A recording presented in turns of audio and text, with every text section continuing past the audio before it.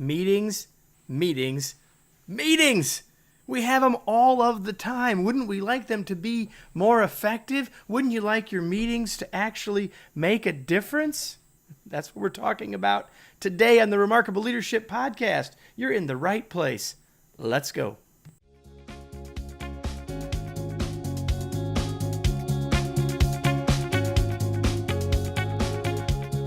Welcome to the Remarkable Leadership Podcast. We are here each week to talk about leadership, teamwork, organizational culture, and human potential with experts from every walk of life. Your host is Kevin Eikenberry, a best-selling author and leadership thought leader for 25 years. This episode is sponsored by Kevin's book, The Long Distance Leader: Rules for Remarkable Remote Leadership. Order your copy today at remarkablepodcast.com/book. And now, here's your host, Kevin.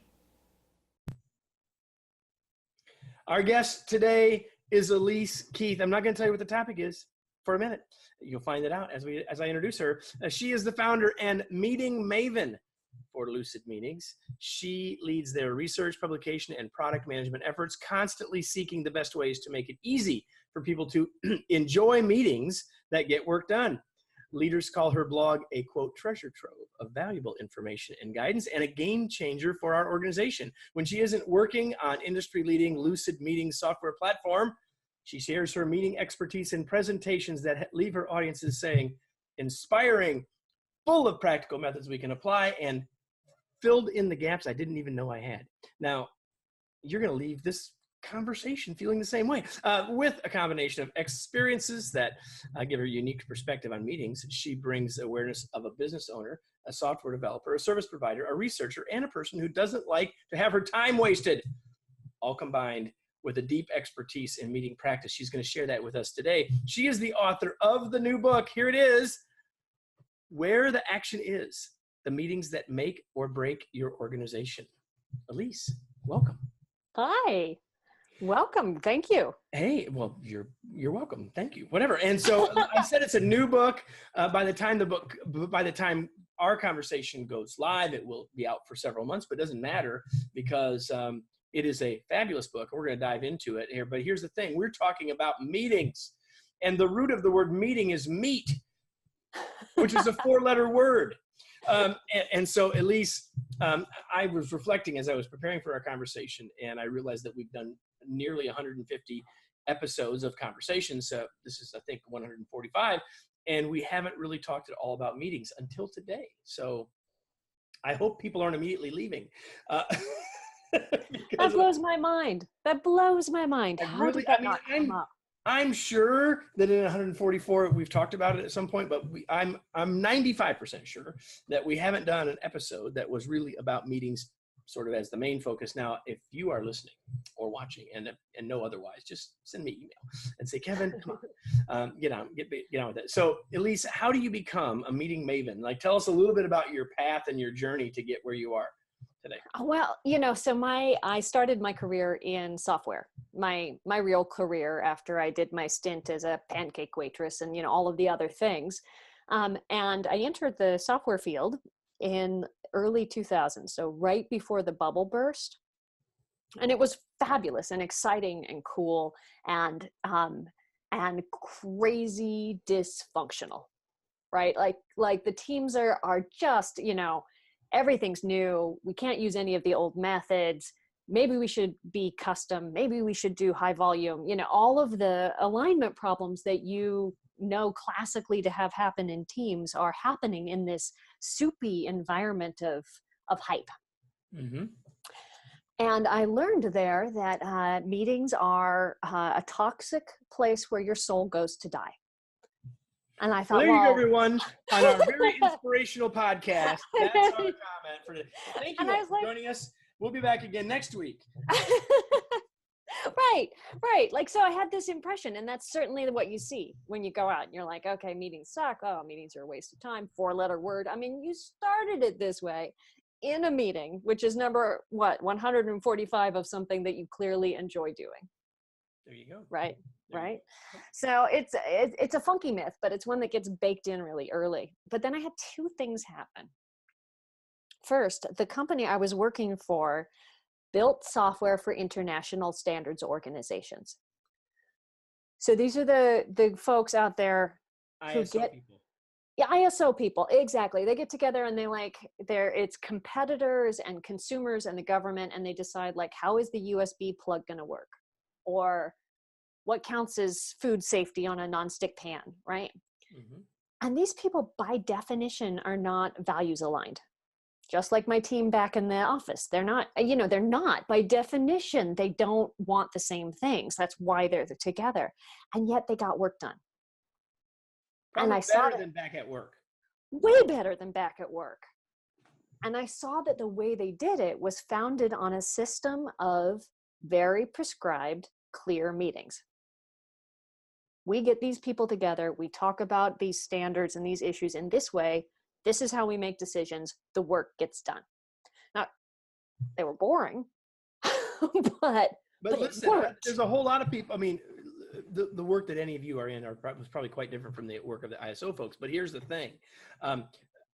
Most people would probably trade boring for successful, because what they got now is chaotic and unsuccessful. Well, and that's what I had at home. I was like, this is, these people don't like each other. They're literally competitors, and they're getting more done faster in these ways that we think are too heavy-handed than we can do. And we're all on the same team. So that was a revelation.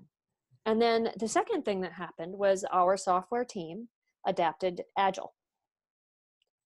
And people who are familiar with Agile, it's a way that teams make decisions about what they're going to build and then manage that work.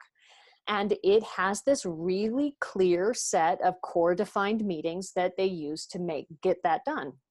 They actually have more meetings. They did. They went from like saying we hate meetings to like having 7 freaking meetings a week. And it blew my mind. I'm like, wait a second. These are the same engineers who like would show up late and sit and pout in the corner. I mean, their behavior used to be really terrible, and they were running all these meetings, and they got better. They got better at their jobs. They started to be friendly to each other.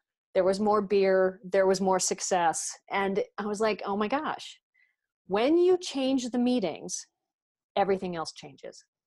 By the way, everybody, notice that Elise did not have beer first on that list. That came later in the list. Just saying that. So Elise, tell me what makes, you are the meeting maven. So yeah.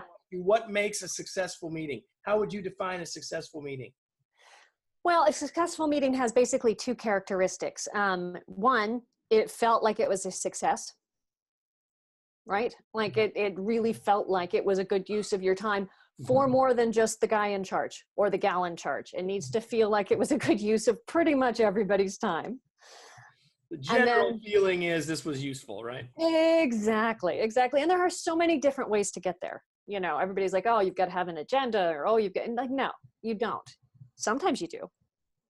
But mostly you need to know why you're in the room so that you can participate and enjoy doing it. And then the second quality it has to have is it has to produce a useful outcome. Thank you, everybody. That's all you really need to get from this episode. If you will actually figure out how to do that, which you will get if you stay a while longer, but that's it.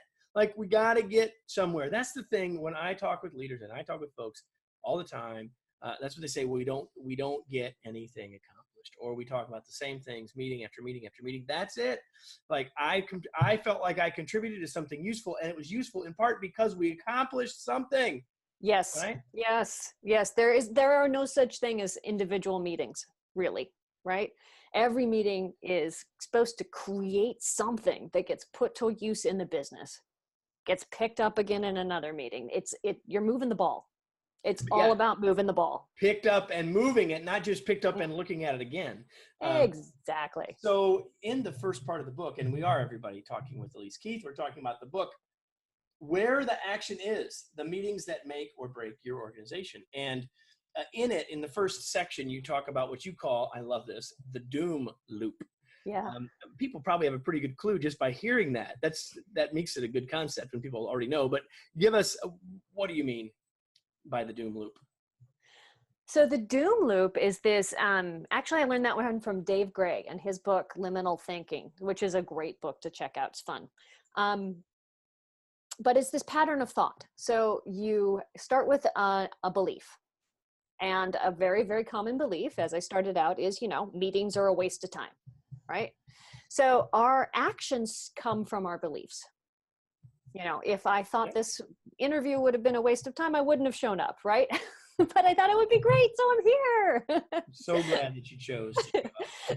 So if you believe meetings are a waste of time, it's wildly illogical to spend more time preparing for them, designing them, making them interesting. So you just don't, right? You don't prepare. You don't have the agenda. Already know it's not going to be very valuable. And so if I don't quite get it figured out ahead of time, it's no big deal. It's just another meeting. Exactly. So you drag yourself there because you kind of feel like you have to, because that's what you always do.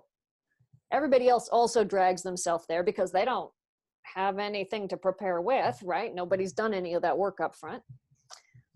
Turns out, unprepared, lack of energy, meeting is a waste of time, reinforces, closes the circle.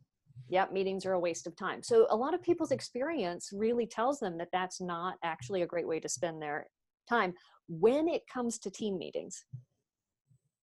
At the same time, though, these same people, you'll talk to them and they're like, hey, if I could get an interview with the company I would really love to work with. Hey, if I could get that sales call with that hot prospect, Jeff Bezos or, whoever their hero is would love to have me over for coffee, right? Meetings aren't quite such a waste of time then, right? So with the context. Oh, that's a meeting? I didn't even realize that was, we're going to get to that in a few minutes. Yeah. So you're talking about the doom loop is really what we have come to believe about meetings gets reinforced because our behavior doesn't change it. And so we get more and more the same, and it is the self-fulfilling prophecy, right? Absolutely. So one of the things that I love about your book is that it's deep thought. Everybody, I would say this. I'd say two things about the book. It's deep thought about meetings, and yet it's not like. I mean, there's a lot of pages here. I will say that. What did you call it? Voluminous. You told me. Yeah, I did. But it's not. But it's accessible and it's practical. But there's deep thought here, and one of the things that I wanted you to dive into, or for us to talk about just a little bit, is the connection between our company culture and our meetings. Yeah. So the way in which we meet, a lot of people will put up the value statement and the posters up on the wall, and they say, okay, this is the culture. This is what we want. Fascinating little piece of anecdotal information that I heard from one of my researcher friends. They were looking at engagement in Fortune 500 companies, and they went to the HR departments and they got all of the engagement surveys and they looked at them, and in not a single one of them did they find any data about meetings. And yet, when we talk about our culture, when we talk about engagement, what does that look like in practice? Where is it that you sit with your team members and talk about your work and what you care about and what you value? Right. In a meeting, right? One way or another. Meetings are really the embodiment of that culture. And when that light bulb goes off, you will see companies do really fun, cool, amazing things in their meetings. And that's when that light bulb goes off and you've got the pattern to design against, you can really have some great fun. I mean, there are teams that do coffee tastings or, icebreakers and all of these things that sound kind of frivolous, but turn out to be amazing bonding rituals, very similar to like how the Notre Dame football team has rituals about how it enters games that makes them proud to have been part of that team for the rest of their lives. We're seeing this kind of thing being moved into the corporate meeting. So Elise, I have to tell you that I really was starting to like you until you happened to mention Notre Dame football.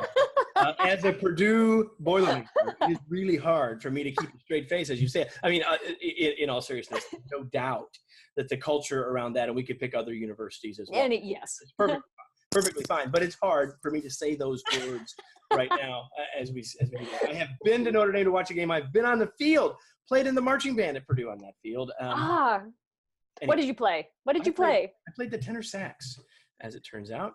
and Ah, on national TV in the fall of 1980. And now everybody knows how old Kevin is. Okay. that's fun. So there's no doubt that I wanted just to talk about that briefly, because I think what I notice when I go into organizations in a consulting role is that while you can learn about culture by walking in the building and by everything that you see, Yeah. when you're in a meeting with folks, that's when you find out what the level of hierarchy is really. That's when you find out what the level of trust is really. That's when you find out about community. I mean, there's all these things that you learn when you get, because people are together. You want to learn about a family, go have Thanksgiving dinner with them, and you're going to learn a lot about that family. Same thing, right? There's a group of people, they've got a culture, and it comes to pass when we are together. So I think that's really, really great. In the book, there are lots of books that talk about what I would call the blocking and tackling of meetings, and you have a section in the book about that. And I don't want to go into that deeply because I want to get to some other stuff. But there are a couple of things, and you mentioned one of them already, that are sort of the things everyone would say you ought to have in a meeting, and yet they usually don't, or they don't do it very well. But there's a couple of things I'd like you to talk about, and from your perspective, as really they're basics, they're table stakes, if you will. But let's talk about your take on them for a minute, if we can. And the first is agendas, since you already mentioned that. Yeah. So first off, I believe an agenda is a tool. And it's not a tool that you necessarily need to bring to bear to every meeting. And that the way that we've been taught to approach agendas has made it a misused and therefore ineffective tool for a lot of people. And that's where, as you come into meetings, you see the way people have run them before you, and you look at it and you're like, okay, I got it. It's a list of things we're going to talk about, right? So then you go and you're in charge now. Welcome to the big leagues. And you go to set up your first meeting and you go, well, I better put together a list of things we're going to talk about. And you get what we call the laundry list. And those really are terribly ineffective. Most people don't actually use them or get through them. So if you step back and you remember that the whole point of a meeting is to get people together for a purpose. Why are you in the room? And that you start with the verb why, and at the end you come out with some nouns of some kind: decisions, actions, updates, understanding. And between why we're here and what we're trying to get, there should be a plan of some kind. How are we going to get from right? How are we going to get from step opening of the door to step leaving of the door with these things in hand? The job of the agenda is to give the people who are coming to the meeting an idea of what that plan might be in advance, so they know what to expect. That's it. In the book, you made some statements along that line that says it's like letting people in on your meeting plan, sort of thing. Yeah, and it's not like everything you might do. You don't need to like go into excruciating detail. It's just like, hey, we're gonna kind of run it this way so we get out at the end with the right stuff. That's it. Which leads to the other thing I wanted you to talk about, was what I call desired outcomes. I'm going to sneeze. Excuse me. Desired outcomes. And so talk about how you would frame those, or, I mean, you really sort of just said that a little bit, but what else would you say about that idea of documenting, describing, et cetera, the desired outcomes of the meeting? You know, I found the work from, there's a group of facilitators in Canada, the top facilitators, and they look at this from both an experiential and a rational aims perspective. Very big words. There's a guy in Atlanta, he talks about it as the head, the heart, and the hand, which is a little more approachable. But essentially, desired outcomes are what kinds of impact, what kind of ball moving do you want to have happen by the end of your meeting? So the things that we think about most easily are the rational, the hand things, like action item list. Decision made. Right? A decision made, the date for the next meeting, all of that kind of thing. And if you design for that, you're better than if you haven't designed at all. Well, let's just say this. If you design for that, you're better than 85% of people. Yeah, fair enough, right? If you also design for the other parts, then you can make some magic happen. So I've got action items. How many times have we come out of a meeting with a list of action items that didn't actually get done? right? Like, what's the point of making the list if nobody actually carries it on? What's the point of having a decision if you get to talk about it again the next day and then maybe it's not actually made after all, right? So the head outcomes and the heart outcomes are what you now believe or know, and also how you feel about it. You design for those three things, and what you create actually turns into change in the world. So people, if you're listening, I mean, if you're listening while you're exercising, you might have missed this. So let me take you back to how Elise described a successful meeting, and she basically did that in her definition of a successful meeting. I felt like this was a good thing, and we moved the ball, right? So she's basically said, now I've got to design around both of those things if I want to have a successful meeting. It sort of makes sense, right? So the big bulk of the book, and the part of the book that I think is really different than any meetings book I've read, and I probably have most of them. We should compare. Including the books on facilitation, including the ones that you referenced in the book. Anyway, you talk about 16 different types of meetings, and we don't have time to go over all 16, nor would you want us to, because everyone needs to go buy a copy of Where the Action Is. But can you talk about a couple of them that maybe people might not think of as meetings, or that maybe where you think people might need the most help? Well, so there are 16 different types of meetings, as you mentioned, and the reason that it's important to understand them is that each one of them is actually really good at achieving some of those outcomes that we talked about, and terrible, like just total crap for trying to come up with other outcomes. So one of the things that's useful when you learn what those are, so the meeting that, when you look at research and you look at people all saying, oh, I hate meetings, that they're usually talking about is what we call a team cadence meeting. You know, the weekly team meeting, everybody gets together. Those meetings are designed to look at existing work that we've already decided to do and help move it forward and help keep our team a team, right? It's about cohesion, camaraderie, accountability. It's not about solving big problems. It's not about making a major decision. If you're facing an M&A or, hiring a new VP or something really, truly critical, your biggest competitor just went out of business and you're flooded. Like, all of these wonderful opportunities and catastrophes, when those come up in that meeting, you're in a situation psychologically where everybody's trying to be a good, friendly team and keep to the plan. So your ability to take on new risk is just lousy. Like, your mental frame for it is just lousy. In that meeting. However, a problem-solving meeting, an issue negotiation, a decision-making meeting have a completely different setup. They're run a completely different way. You do different kinds of work to make those go. Knowing that difference, you can spot when those things come up and you can go, stop.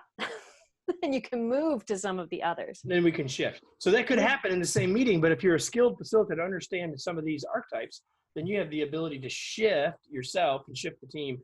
But you fundamentally have to shift them. Agreed? You have to shift, yeah. And I think, honestly, if it's going from one of the meetings that are about building relationships and friendships as much as they are about the work, I think you got to take a break. I think you lead it, get up, go to the bathroom, get some coffee, then come back. We're going to start again in 5 minutes. We're going to come back and we're going to brainstorm or whatever. And we're going to do it this way. Exactly. And you asked this specific question. You said meetings that people don't necessarily think of meetings. The interview would be one, right? Yep. The interview, the introduction, the getting to know you kind of call, that's a meeting. It has a very, very specific kind of character and a very specific set of outcomes. At the one hand, we're learning about what we each do. And then on the other hand, we're also trying to decide, is this somebody I would ever wish to talk to again in my life? And of course, it all depends on what the context of that is, right? Absolutely. But I think the great thing about that is that you are suggesting, more than suggesting, but you're suggesting that if that's a meeting, then you should prepare for it and you should plan for it, and you shouldn't take it at chance. Yes, absolutely. And also, because if you can figure out what kind of meeting it is or what kind of meeting it's meant to be, it becomes crazy easier to plan for it, because each of them has a certain way that it runs best and a certain kind of skills you need to bring to bear. Interviewing requires radically different skills than brainstorming. For sure. They're just totally different things. Both, right? And Yeah.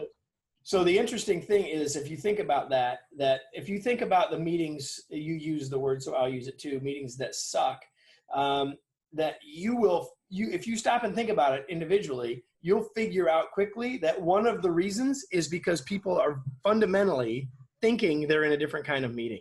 Yeah, absolutely. And absolutely. Or maxing them up. Yeah, you know? Right, exactly. Like, I Mm-hmm. think we're doing this, you think we're doing this, and like, why don't we ever get to talk? Well, it's because this is an informational meeting. Like, there's just all of that stuff that gets in the way. And if we get that figured out on the front end, it's one of the things that's great about the book, is it sort of gives us that way to think about all of that, right? Yeah. So you talk about what you call a meeting operating system, which sounds very appropriate for someone with a software background. But tell us what you mean by that, because I think that's sort of, at the end of the day, what I take from your work is that it's more than just about a specific set of skills or this, that, or the next thing, because in some cases people know what to do, they just don't do it. So like, when you talk about a meeting operating system, what are you talking about?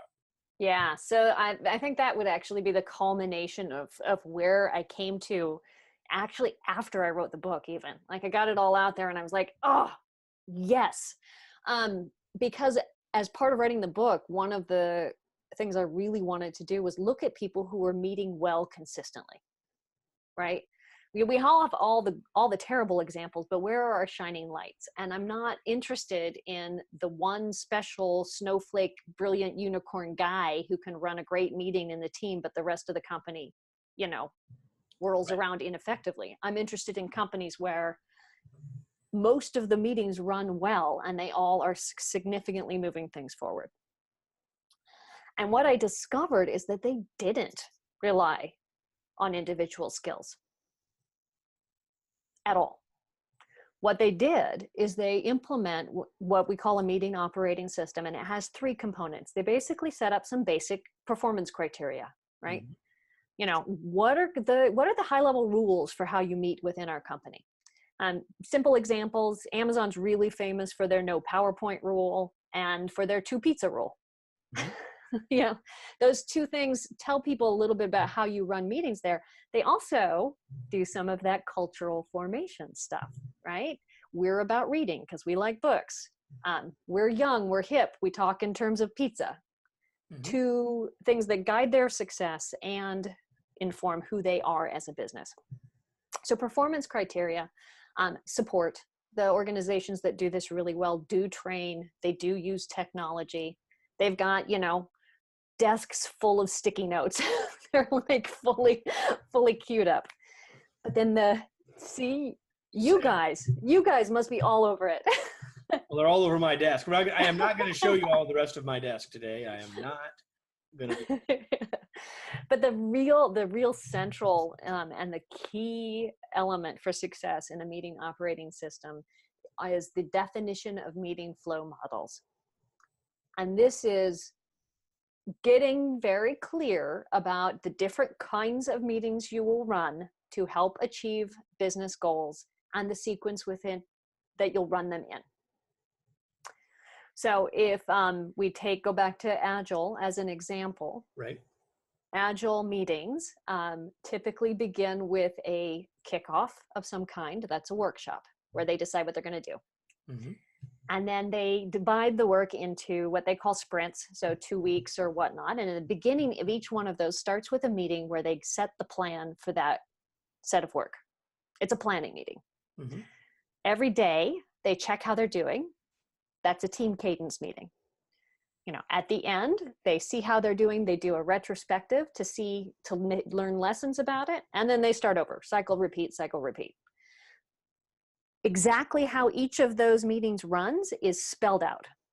Those teams know how they're going to talk about their work. They know when they're going to be held accountable. They know how the decisions to get something launched will work. They know who's involved in the decision. They know who should be at each meeting. They don't have to go to training on how to run an agenda.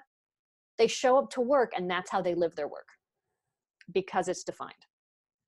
Yeah, so there's a clearly defined how. Here's how Yes. we're going to do it. And so some of you listening are like, I know Agile, and somebody's like, I can't spell Agile. Doesn't matter. The big idea that you're describing here is that successful organizations have put how we run meetings into it's part of how we do things. It's just, Yes. which is culture by definition, right? Absolutely. And you see the same thing with leadership teams. So in my book, I talk about Zingermans. They happen to use a business operating system called the Great Game of Business. They're very into open book management. And one of the core activities in that way of running a business is a huddle, which was beautiful to watch. It was wonderful to watch because they, so anyone who doesn't know Zingermans, they're food service. They do delis and bars and, make chocolate and all kinds of stuff like that. And when you go to their weekly meetings, they always run according to the plan, which meant everybody could participate. So when they get up and report on numbers, I watch dishwashers get up and report on profit and loss statement. I watched front of house people talk about promotions they were running and net promoter scores and, ways in which they were contributing to making the business a success. Right. That's building in not only culture, but like leadership development all the way up and down. It was amazing. Absolutely. So everybody knows who's watched or listened before, but at least you may not, that we're going to do what I now call the fast break. Now, the fast break is brought to you this week, everyone, by The Remarkable Way, our brand new month-by-month leadership development process. You can learn more by going to kevineikenberry.com/way. Now, the fast break, Elise, is I have 3 ideas for you. I'm going to share an idea. I want you to give us your first thoughts, and not long, but just, it doesn't have to be a single word, but just very short thought about those ideas, sort of top of mind. Are you ready? Bring it. The first one's a softball. Facilitation. Useful. Okay. A good skill to have in a large enough company. Process improvement. Continuous. And if you're clever, you can see how to build it into every single day's activities. And lastly, decision making. Should be formalized. You should have a mechanism and also a way to know when you should use your gut. And by the way, everybody, in the book, she talked about the Zingermans, her case study there, her trip there. They have as good a definition of consensus as I've ever read. Yeah. No, I'm not going to tell you because you need to go buy a copy of the book, Where the Action Is, the meetings that make or break your organization. But it's a fabulous definition of consensus. And if you really don't want to buy the book, I suppose you could send me an email. I'd give you the definition, but Elise probably would too. And we'll get to that in just a second about how you can get a hold of Elise. But I have 2 more questions for you, Elise. First, what is something you have used this word probably a dozen times in our conversation, but what is something that you do for fun? What do I do for fun? Well, I like to experience new things. So I like to get lost. Awesome. So are you talking about physically lost or mentally lost or all the above? Yeah, I mean, I think physically is more fun. Certainly you definitely experience things that you did not expect to experience that day if you just wander off a bit. But yeah, I also like to pick up a book on something that I thought I would never enjoy and just see. And you never know, right? Right, exactly. Do you know, speaking of picking up a book, what's something that you've read recently that people might find interesting or that you might recommend to people? It's an easy read. I just finished Daniel Pink's When, The Science of Timing or Perfect Time or something like that. And I hope you can write up exactly what that title is. If you just go to Amazon and type in When Daniel Pink, you will find it. You will find it for sure. For sure. But we'll have the link in the show notes if you want to go that way. A lot of what we do is we look for research that helps inform the meeting practice. And I couldn't find anything on timing. It was sort of mind-boggling. There you go. And there are clues in there. There are clues in that book about how you might use time and design for time in a way that makes all of our experience together that much more exciting and wonderful. Cool. And now the question that you've been waiting for me to ask is, how can people learn more about Lucid Meetings and learn more about the book and get a hold of you and ask you to give them the definition from Zingermans, whatever? How can people get a hold of you? Our website is at lucidmeetings.com, shockers. And my email address, I'm quite happy to take email, and it's elise@lucidmeetings.com. And you'll find everything you need there. And the book can be found there, and the book can be found anywhere fine books are sold, correct? Amazon. Amazon. Anywhere Amazon is sold. Exactly. And again, the book is called, everyone, the book is called Where the Action Is, the Meetings That Make or Break Your Organization. So everybody, now the question is for you. And the question is the one I ask every week, and that is, now what? What are you going to do with what you just heard from Elise? What actions are you going to take? There's a bunch of clues and ideas here. Maybe we even upset your mental apple cart just a little bit about a few of the things that we talked about. But chances are you've thought about meetings as a four-letter word. That chances are you felt some days like meetings are the bane of your work-life existence. And so if that ever crosses your mind, even if you're not cynical and you just would like to make your meetings better, there were clues here, there were ideas here. And the challenge for you is to not just leave this and say, oh, that was good, I checked off one more podcast, but rather to say, what can I take from this? That's my challenge to you. And Elise, thank you for joining us today. It was a pleasure to have you. It was a great joy to have the chance to visit with you today. Thank you. It's been fun. And everybody, we're here every week. So if this is your first one, why don't you come back? And if you've been before, we'll be back again next week with another episode of the Remarkable Leadership Podcast. Thanks, everybody.